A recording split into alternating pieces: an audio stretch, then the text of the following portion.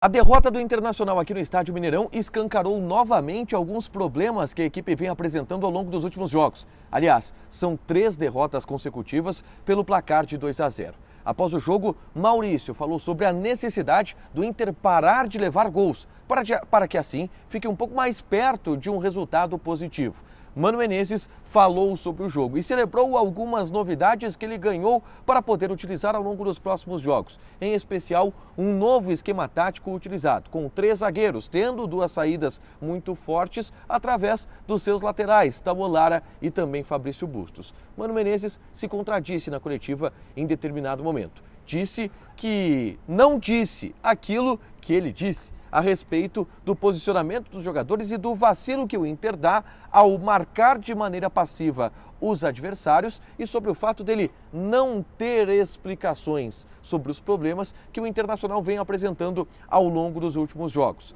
Além disso, o técnico Mano Menezes falou também sobre a partida e o gol muito cedo que acabou atrapalhando a ideia estratégica do Internacional para a partida. Esse é o Diário do Inter KTO deste sábado, 13 de maio de 2023.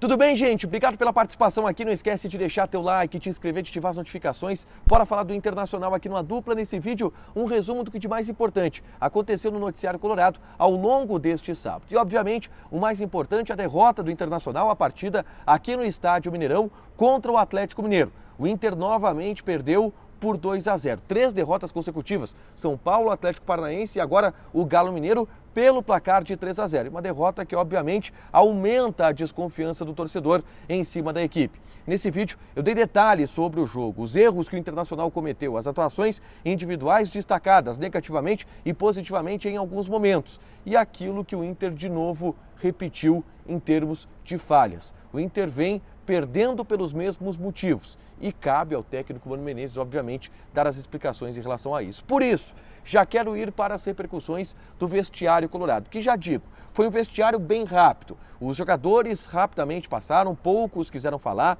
não houve zona mista, até porque o Inter, às 2 horas da manhã, embarcou no voo para Porto Alegre de volta. Então, aqui no Mineirão, tudo acabou muito rápido.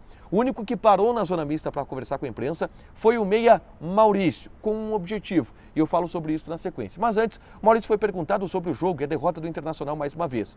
E a ideia do Maurício é que, primeiro, o Inter levou um gol muito cedo. E aí teve que se adaptar durante o jogo com a nova circunstância da partida.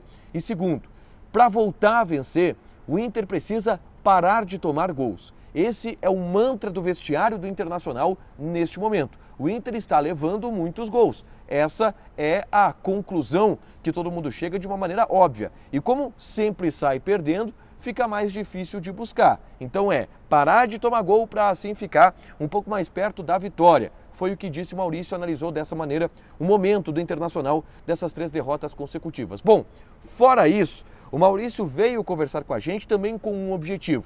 Ele falou sobre a sua participação, seu envolvimento e a sua citação, na verdade, na matéria publicada pelo O Globo, que teve acesso a conversas de WhatsApp dos organizadores da fraude das apostas, que, enfim, está repercutindo bastante no futebol brasileiro.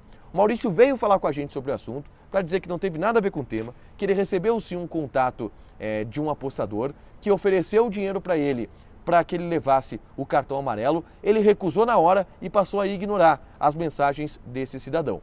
E vamos lá, faz sentido porque o que aparece no grupo de mensagens dos apostadores é que estariam esperando a confirmação do Maurício. Se o Maurício recusou e ficou ignorando o cara, ele tentou talvez dar um migué e dizer não, estou tentando convencer o Maurício ainda, e o Maurício estava ignorando a pessoa. Ele veio falar com a gente abertamente sobre isso, tá? E aí eu fiz a pergunta que todo mundo está fazendo. Por que ele não contou para ninguém? Ou se contou, nos conte, nos relate, mas por que ele não, em tese, não contou para ninguém no momento em que ele recebeu essa proposta? E o Maurício revelou que ele, ao receber esse contato, compartilhou isto com a família dele.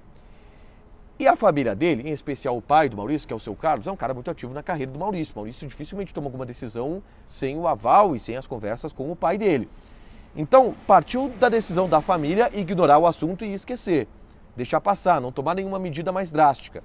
E quando o nome dele foi envolvido, os prints e as conversas, elas estavam todas guardadas. O Maurício mostrou tudo isso para o departamento jurídico para que tivesse a sua defesa ampla, e todos no Inter estão defendendo, a gente já falou sobre isso aqui, essa posição, essa situação do Maurício, e todos defendem a versão dada pelo jogador. Então o Maurício veio para falar com a gente e deixar às claras todo esse assunto do escândalo das apostas, tá?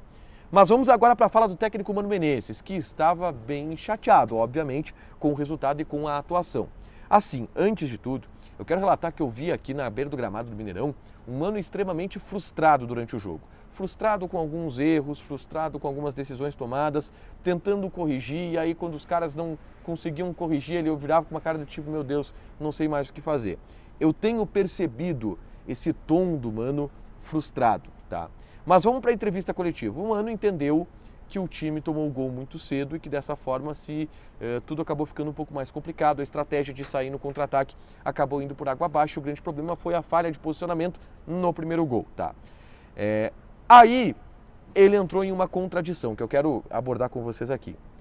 Eu perguntei para o Mano a respeito do fato dele ter dito contra São Paulo e contra o Atlético Paranaense que não tem todas as explicações e que não conseguiu ainda entender o porquê o Inter comete os erros que comete. E ele me interrompeu, ele disse, não distorce, não foi isso que eu disse. E aí o Mano disse que quando ele falou em não entender, não ter as explicações de o porquê essas coisas acontecem, não é porque ele não diagnosticou, é porque ele não quer nos falar as explicações, mas ele tem. Foi isso que ele falou ali no argumento da entrevista coletiva, para me vencer no argumento. E aí eu retomei e fiz a pergunta sobre, tá bem, então, já que tu sabe o que aconteceu, como se faz para corrigir? E ele disse, vou trabalhar, e é isso. Não gostou muito da abordagem do Mano Menezes, e aí acabou indo para um tom mais de encerrar o debate. Só que, contra o São Paulo, a fala do Mano foi exatamente essa, abre aspas. Tô abrindo aspas para Mano. Se eu soubesse qual era o problema, eu já os teria solucionado. Tá vendo a diferença? Ele disse contra o São Paulo. Se soubesse o problema, já teria solucionado. E aqui ele disse, eu sei o problema, mas eu não quis falar para vocês. De novo, o Mano se contradisse, e ele normalmente utiliza esse artifício algumas vezes na entrevista coletiva, tá?